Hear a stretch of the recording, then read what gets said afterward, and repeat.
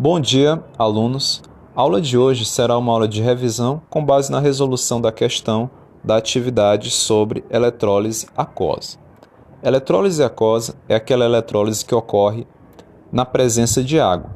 Então, nós temos que entender que nesse tipo de eletrólise existe uma competição entre a determinada substância com a água. Então, vai haver ali uma competição entre os cátions e os ânions de ambas as substâncias. Para isso, é importante nós sabermos a facilidade de descarga dos cátions e dos ânions.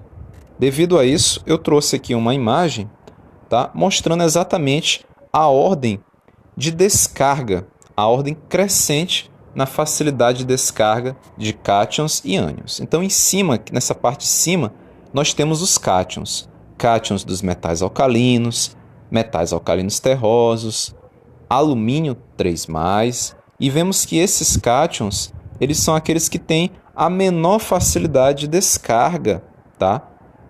Quem supera eles? O cátion H+. E quem supera o cátion H+? Os cátions dos metais nobres e demais metais comuns, tá? Então, por exemplo, o cátion do ouro, cátion da prata, do cobre, são cátions de metais nobres e cátions de metais comuns, como ferro, manganês. Esses têm a maior facilidade de descarga que o H+, e maior facilidade de descarga que metais alcalinos terrosos e alumínio 3+. Entre os ânions, aqueles que têm a menor tendência, a menor facilidade de descarregar são os ânions oxigenados, como nitrato, NO3-, sulfato, SO4,2-, e o ânion fluoreto também. Tá? Quem já tem uma maior facilidade a sofrer descarga é o cátion hidroxila, OH-. E quem tem a maior facilidade de descarga são os ânions não oxigenados, cloreto, Cl-, brometo, Br-, hidrogênio sulfato, HSO4-, ok? Então, conhecendo isso, temos que entender que existe essa competição, entre os cátions e entre os ânions. Temos que conhecer a tendência que um cátion e um ânion tem a descarregar e também conhecer a tabela padrão, a tabela com um potencial padrão de redução das espécies químicas, Como nós podemos observar, você vai ver aí, as reações de redução que ocorrem entre metais, tá? Entre aqui a hidroxila, ok? Então é muito importante conhecermos essa tabela com potencial padrão de redução. Então, vamos aqui analisar novamente aqui a questão, A questão diz assim: na eletrólise de uma solução aquosa de NaCl, a solução. Então ele quer saber, ao final, o que nós vamos ter na solução após a eletrólise aquosa do cloreto de sódio, tá? Então, essa eletrólise ocorre isso. Inicialmente nós temos o quê? A dissociação do sal, do NaCl, formando o cátion Na+, e o ânion Cl-. E temos também a autoionização da água, que forma o cátion H+, e o ânion OH-, certo? Então, o que vai acontecer? Nós vamos ter aí uma competição, tá? Entre os cátions Na+, e H+. Então, quem vai ter mais facilidade de descarga? É o H+, ou o Na+? Vamos voltar naquela imagem, Voltando na imagem, nós vamos ver que entre o Na+, e o H+, tem mais facilidade. É por isso que ele vai sofrer a redução, O cátion H+, vai sofrer redução, ganhando 2 elétrons e formando o gás hidrogênio, H2. É a semi-reação que ocorre no cátodo. E agora, nós vamos analisar os ânions. Nós temos aí 2 ânions. Nós temos o ânion Cl- e nós temos o ânion OH-. Qual que vai descarregar? Qual tem mais facilidade? Nós temos aqui. Observe que o ânion cloro, ó, ele tem mais tendência a sofrer descarga que a hidroxilo H-. Por isso, corresponde à reação que irá ocorrer no ânodo, né? Que é onde nós temos a oxidação, tá? Então, esse ânion ele vai sofrer a oxidação, liberando 2 elétrons e formando o gás cloro, tá? Então, nós já sabemos que ao final vamos ter a formação do gás cloro e do gás hidrogênio H2. Hidrogênio no cátodo e o cloro no ânodo, certo?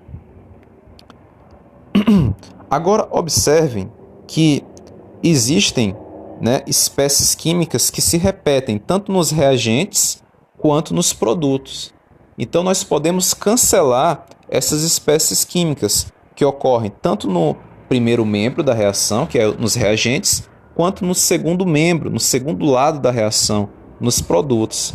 Essas substâncias podem ser canceladas, né? Então, por exemplo, nós temos aí, ó, nós temos 2 cloros, 2 ânions cloro do lado dos produtos, 2 ânions cloros do lado dos reagentes, tá? Então, eles já não fazem mais parte ao final da reação.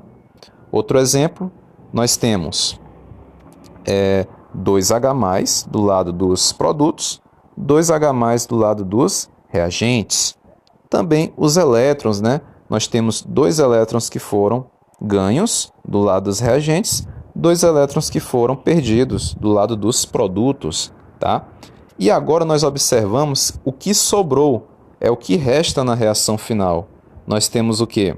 Nós temos como reagente 2NaCl, 2 moléculas de água. Então, esses são os reagentes que nós vamos ter ao final do processo. Eles estão bem aqui, ó. Certo? Reação final. E nós temos também os produtos finais da reação, né? Nós temos aqui, ó, produtos finais. Nós vamos ter Na+, OH-, gás hidrogênio, Cl2, certo? Então, esses são os produtos formados. Na+, mais OH- vai formar a base hidróxido de sódio, como nós podemos ver aqui, ó, hidróxido de sódio formado, que é uma base, e vai formar o gás hidrogênio e o gás cloro, tá? Então, esses são os produtos finais que nós vamos ter ao final da eletrólise em meio aquoso. Observamos que quem participa dessa reação é o ânion cloreto, que é originado do sal, né? O ânion cloreto originado do sal e o cátion H+, originado da água, certo? Então, tanto o sal quanto a água, nesse caso, participaram dessa eletrólise. Então, ao final da reação, nós vamos ter, ó, essa reação aqui, global, tá?